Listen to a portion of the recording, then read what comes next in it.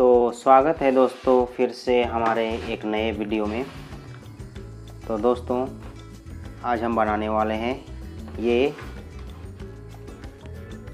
Government TV है तमिलनाडु का। तो चलिए इसको हम सप्लाई देते हैं और देखते हैं कि प्रॉब्लम क्या है। तो ये हमारा पावर कोड, इस पर इंडिकेटर, तो इस पर हम पावर मेन केबल कर देते हैं इन और ऑन करते हैं। तो आप देख सकते हैं यहाँ जलने वाला इंडिकेटर नहीं जल रहा है। तो चलिए इस टीवी को हम खोलते हैं और अंदर चेक करते हैं आखिर फॉल्ट कहाँ से है। स्टैंड बाई लाइट जलना चाहिए कोई भी टीवी में, अगर नहीं जलता है तो पावर लाइन और पावर फॉल्ट भी हो सकता है। तो चलिए अब हम इसको जल्दी से चेक करते हैं सर्किट को ओपन करके। तो कुछ इस तरह है इसका सर्किट, पूरी तरह से गंदा डस्ट, और ये इसका डेगोजिंग यानी कि पिक्चर ट्यूब में मैग्नेट फील्ड करने के लिए, और ये स्पीकर का वायर, इसे मैं खोल देता हूँ।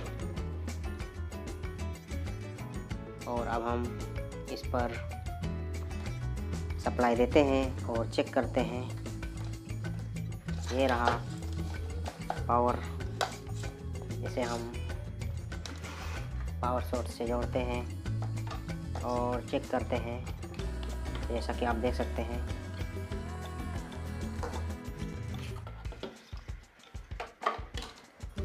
तो यहाँ पर ये फ्यूज़ है, इसे भी हम मल्टीमीटर से चेक कर लेते हैं।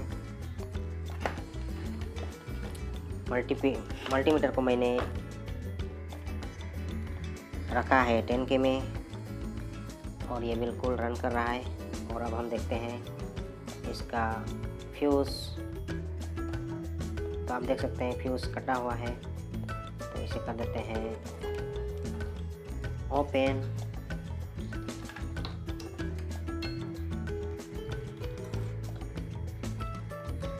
ये बिल्कुल ओपन है। अब हम इसका सर्किट को चेक करते हैं शॉर्ट के लिए, क्योंकि जब ये सर्किट में स्विचिंग ट्रांजिस्टर शॉर्ट होता है तब वोल्टेज करंट ड्रॉप होने की वजह से फ्यूज उड़ता है। तो चलिए हम चेक करते हैं। ये कंडेंसर है, इस कंडेंसर का एक तरफ ये पॉजिटिव और ये नेगेटिव। तो चलिए इस लाइन को हम चेक करके देखते हैं। तो आप देख सकते हैं ये शॉर्टिंग है, ये शॉर्टिंग है। तो शॉर्टिंग होने का सबसे पहला इस स्विचिंग ट्रांजिस्टर को हमें चेक करना होगा। तो चलिए हम इसे चेक करते हैं। तो आप देख सकते हैं स्विचिंग ट्रांजिस्टर का ये कलेक्टर है और इस साइड में कलेक्टर है, ये एमीटर है और ये इस साइड में बेस है। तो चलिए हम तीनों को बारी बारी से चेक करते हैं, तीनों लेग को। तो आप देख सकते हैं ये जा रहा है और इधर भी जा रहा है, इधर से भी जा रहा है, इधर से भी जा रहा है। तो ये पूरी तरह से शॉर्ट है तीनों लेग। तो फिलहाल हम आयरन गरम करते हैं और इसको ओपन करते हैं। इसके बाद फिर शॉर्टिंग हटा के चेक करते हैं। तो दोस्तों चलिए अब हम इसका सबसे पहले स्विचिंग ट्रांजिस्टर को खोलते हैं, इसके बाद शॉर्टिंग के लिए चेक करते हैं।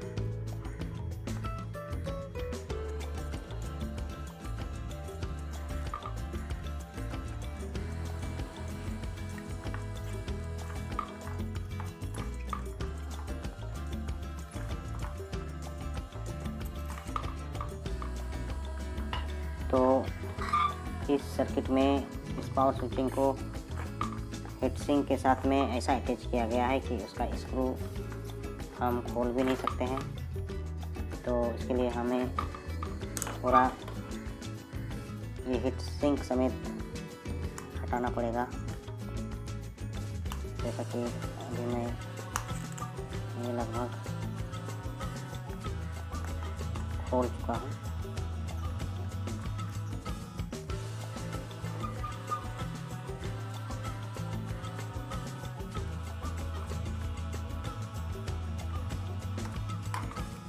तो आप देख सकते हैं मैंने ये स्विचिंग ट्रांजिस्टर खोल दिया है।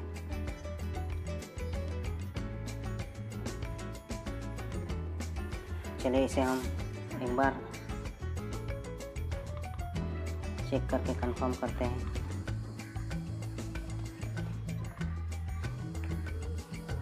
अब हम इस ट्रांजिस्टर को चेक करते हैं।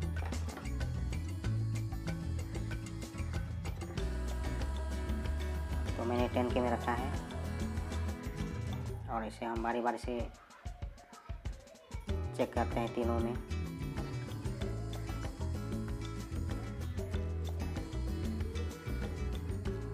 जैसा कि आप देख सकते हैं, जब भी कोई भी टीवी में फ्यूज उड़ता है तो उसके कारण उसका वजह कुछ बड़े पार्ट्स में शॉर्टिंग के वजह से ऐसा होता है। इजली फ्यूज सेफ्टी के लिए होता है, जल्दी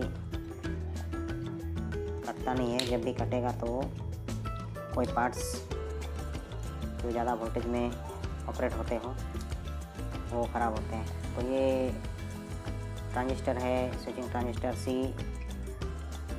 C4458। तो इसे हम दूसरा लगाएंगे। फिलहाल हम इसको साइड में रख देते हैं और देखते हैं आगे कहाँ प्रॉब्लम है। एक बार इस बोर्ड को भी चेक करते हैं। अब शॉर्टिंग लगभग कम हो गया। इसको हम एक बार शॉर्ट करके चेक करते हैं।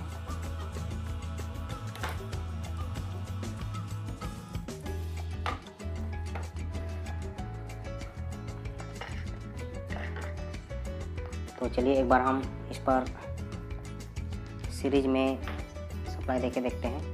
तो उसके लिए हम ये टेस्ट लैंप ले रहे हैं। इस टेस्ट लैंप से हम इस पर सप्लाई देते हैं और देखते हैं कि अभी सर्किट शॉर्टिंग में ही है या फ्री हो गया है। तो फिलहाल हम इस पर सप्लाई दे रहे हैं और एक न्यू फ्यूज़ भी लगा देते हैं। जो पहले वाला जला था उसके जगह में।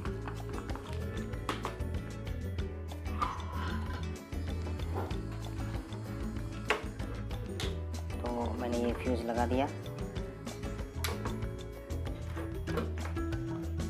ये मैंने न्यू फ्यूज़ लगाया और अब हम इस पर सप्लाई देखते हैं। इसका स्विच डायरेक्ट किया हुआ है। तो चलिए अब हम इस टेस्ट लैंप से सीरीज में सप्लाई दे के देखते हैं और देखते हैं टीवी में प्रॉब्लम क्लियर हुआ कि नहीं। जब तक शॉर्टिंग रहेगा तब तक टीवी में फ्यूज उड़ते रहेगा। तो चलिए हम सप्लाई देते हैं। ये हमारा टेस्ट लैंप है। तो चलिए हम इससे सप्लाई देते हैं। यहाँ पर ये सप्लाई कनेक्टर है, तो यहीं पर हम देते हैं। तो आप देख सकते हैं सप्लाई कनेक्टर में जैसे ही हम सप्लाई दे रहे हैं तो ये कुछ इस तरह से जल रहा है। ये रहा सप्लाई मेन कोड। इस पर भी हम सप्लाई देके देखते हैं। तो मैंने बोर्ड में दिया, अब इस पर भी सप्लाई देके देखते हैं और देखते हैं। तो यानी कि अभी भी सर्किट में शॉर्टिंग है। तो पूरे सर्किट को हमें चेक करके क्लियर करना होगा शॉर्टिंग। तो चलिए अब हम बारी बारी से इसका डायोड को भी चेक करते हैं, जो ब्रिज रेक्टिफायर बना हुआ रहता है। और इस पर एक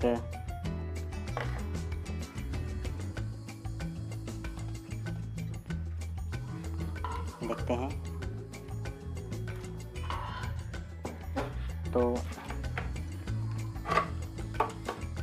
यहाँ पर कुछ डायोड है ब्रिज रेक्टिफायर के लिए। ये 2 है और इधर भी 2 है। तो चलिए अब इसको हम चेक करते हैं। जैसे कि मल्टीमीटर को हम साइड में रखते हैं और कैथोड एनोड करके हम दोनों साइड को चेक करते हैं। तो देखते हैं ये एक डायोड में थोड़ा सा जा रहा है। इसमें पूरा एक तरफ से यानी कि कैथोड एनोड सही लगाने से थोड़ा जा रहा है और ऑपोजिट लगाने से थोड़ा सा। फिर दूसरे को भी इसी तरह हम चेक करते हैं। ये आप देख सकते हैं अपोजिट लगाने से, और यानी कि ये दोनों तरफ से जा रहा है। डायोड में दोनों तरफ से जा रहा है।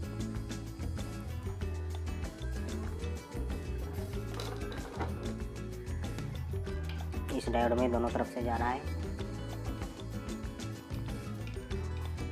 इस डायोड में एक तरफ से थोड़ा जा रहा है यानी अपोजिट से, और क्रम से थोड़ा जा रहा है। फिर इधर 2 डायोड है, इसे भी हम चेक करते हैं।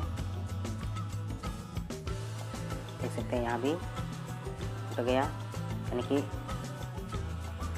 कैथोड को कैथोड एनोड को एनोड क्रम से लगाने से उठा, और ये दूसरे में एक तरफ से थोड़ा सा उठा अपोजिट से। फिर एक है, इसको देखते हैं। ये देखिए पूरा उठ गया, यानी कि कैथोड को कैथोड में रखने से एनोड को एनोड में। अब हम अपोजिट करते हैं तो अब देखिए ये पूरा उड़ गया। तो चलिए हम इसका पूरा चारों डायोड को हटाते हैं।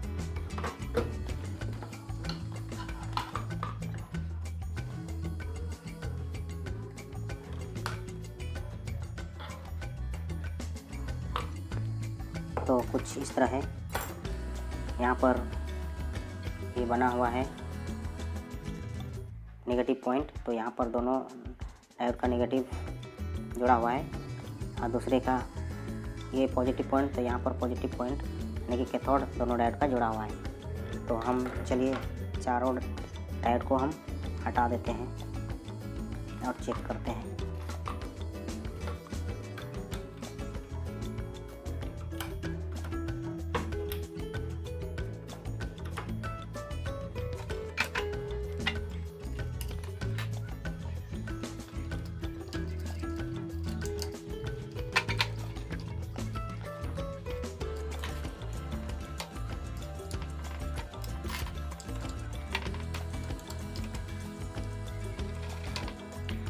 तो दोस्तों मैंने ये चारों डायोड निकाल लिया है। इसे अब हम चेक करते हैं क्लियरली।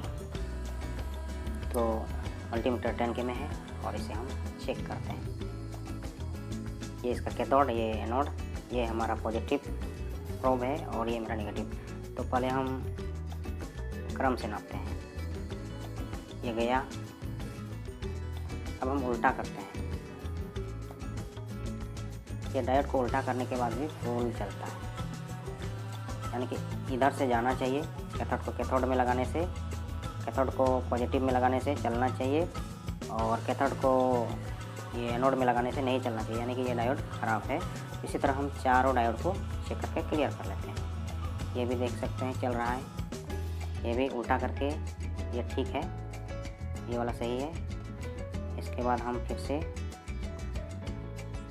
इसको देखते हैं, ये सही है, एक तरफ से चल रहा है, एक तरफ से चल नहीं रहा है, यानी कि 2 डायोड मैंने सही निकाला। और ये चौथा वाला आप देखते हैं इसे, तो आप देख सकते हैं ये अपोजिट में चल रहा है और ये क्रम में चल रहा है, यानी कि ये 2 डायोड ख़राब है।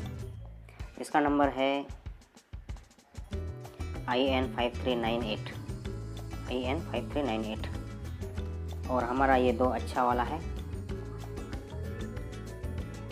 तो चलिए हम इसे दोनों को यूज़ कर लेते हैं और 2 दूसरा वाला यूज़ करते हैं। तो जल्दी से इसे भी सोल्डरिंग कर लेते हैं।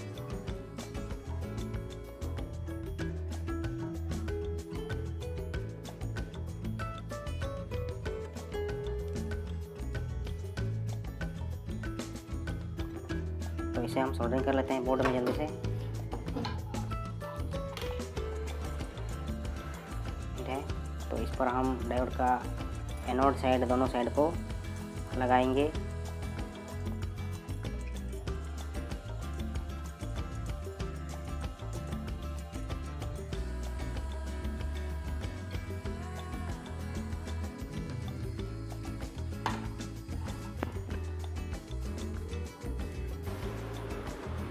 तो चलिए अब हम इसका दूसरा वाला डायोड भी लगा देते हैं। एक साइकिल के लिए, नेगेटिव साइकिल के लिए ये हो गया, नेगेटिव साइकिल के लिए ये हो गया। अब हम न्यू वाला लगाएंगे।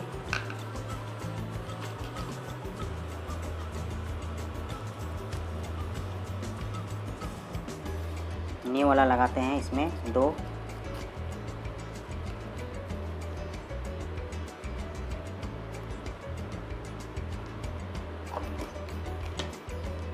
तो इसे हम काटते हैं साइज के हिसाब से, क्योंकि हमें इसे सर्किट में उल्टा लगा देते हैं ताकि जल्दी से सोल्डरिंग हो।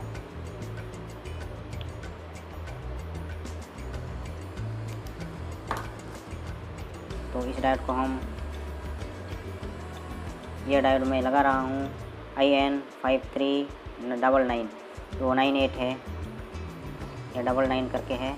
इसे हम पॉजिटिव साइकिल के लिए यूज़ करेंगे, यानी कि दोनों साइड कैथोड एक साइड, दोनों का कैथोड एक साइड।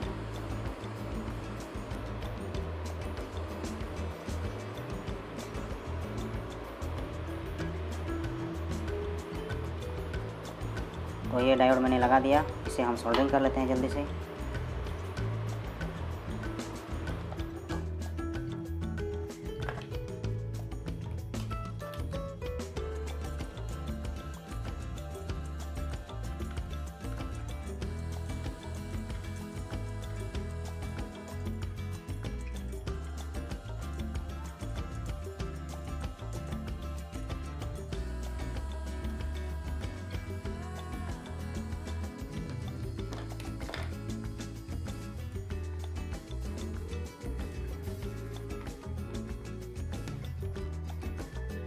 तो जैसा कि आप देख सकते हैं कि मैंने चारों डायोड को सोल्डरिंग कर दिया है। अब हम इसका एक बार फिर से सीरीज टेस्ट लैंप से इसका फॉल्ट के लिए देखेंगे।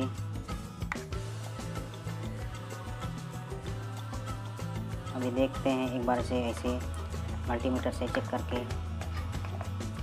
इसका शॉर्टिंग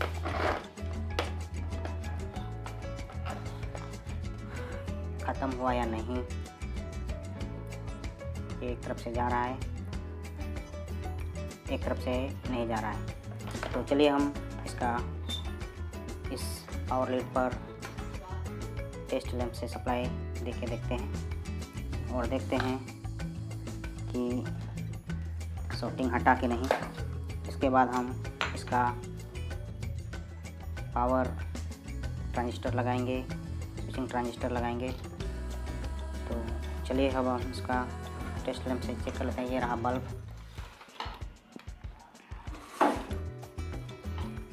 ये रहा बल्ब और ये रहा पावर मैन।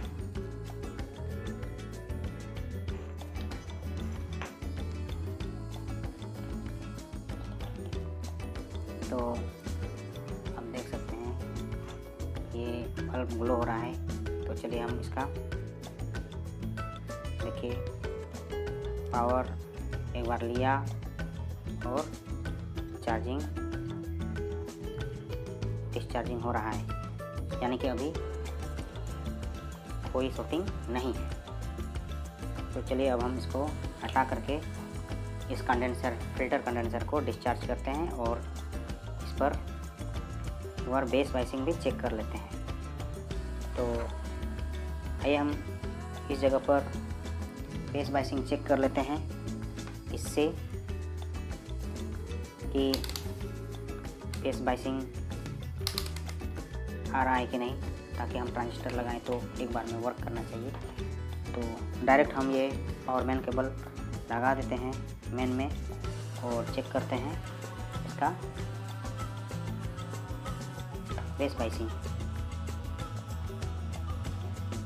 तो ये मैंने लगा दिया और अब हम चेक करते हैं इसका बेस वाइसिंग। तो ये रहा नेगेटिव पॉइंट, ये कलेक्टर में वोल्टेज चेक करते हैं, DC 250 में रखते हैं। तो आप देख सकते हैं यहाँ पर 350 लगभग मिलेगा। और अब हम बेस वाइसिंग चेक करते हैं। तो उसके लिए हम 5 वोल्ट में रखेंगे AC में और नेगेटिव को नेगेटिव में। और ये रहा हमारा बेस वाइसिंग। तो आप देख सकते हैं ये थोड़ा सा करंट उठ रहा है, यानी कि हमारा अब ट्रांजिस्टर डालेंगे तो वर्क करेगा। तो चलिए अब हम इसको पावर से हटाने के बाद कंडेंसर डिस्चार्ज करते हैं और इस पर ट्रांजिस्टर डालते हैं।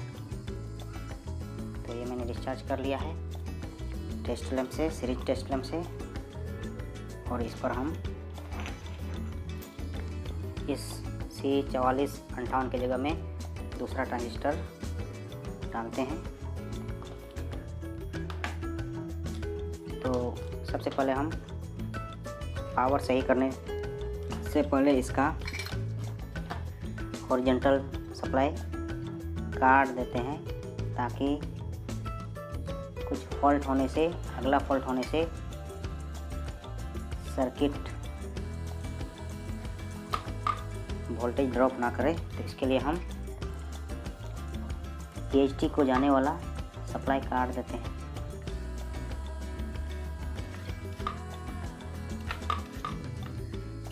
तो यहाँ पर एक जंपर है जो कि PHT का पिन नंबर 6 में जा रहा है, इस पर पॉइंट कर दिया गया है। उसे हम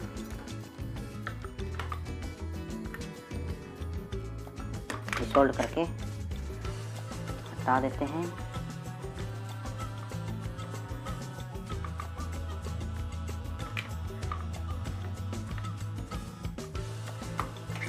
तो मैंने, आप देख सकते हैं ये मैंने PHT सप्लाई डिसोल्ड कर दिया और इसे हम डिस्कनेक्ट कर देते हैं। तो ये हट गया। अब हम इस पर ट्रांजिस्टर लगाते हैं। ये C4458 की जगह में दूसरा ट्रांजिस्टर,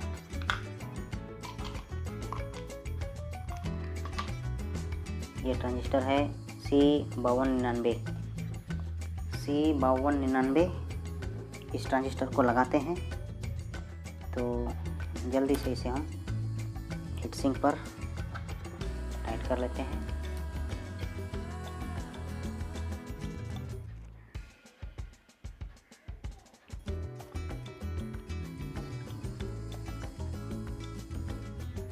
C5258 C5299 इसे हम सोल्डरिंग कर देते हैं।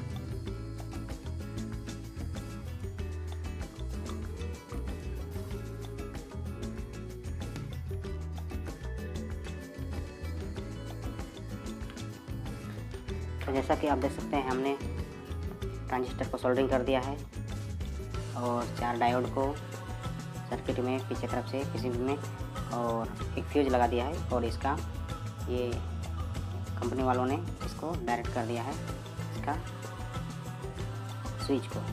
तो चलिए अब हम इसका पावर सप्लाई देके देखते हैं और इसे हम सीरीज में चेक करेंगे। यहाँ पर मैंने हॉरिजॉन्टल का सप्लाई काट दिया है जो कि AST को जाता है।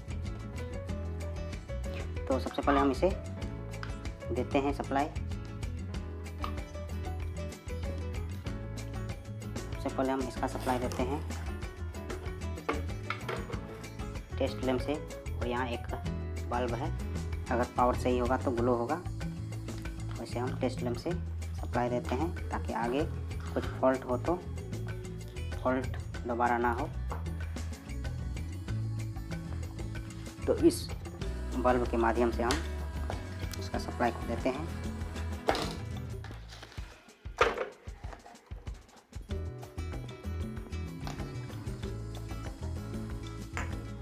तो ये है बल्ब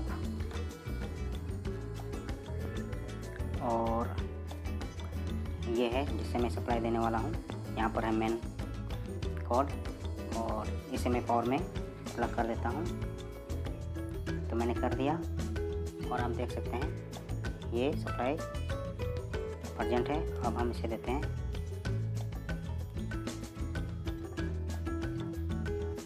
तो आप देख सकते हैं ये पावर ओके हो गया, यानी कि इसका जो 110 मिलना चाहिए वो बन गया है।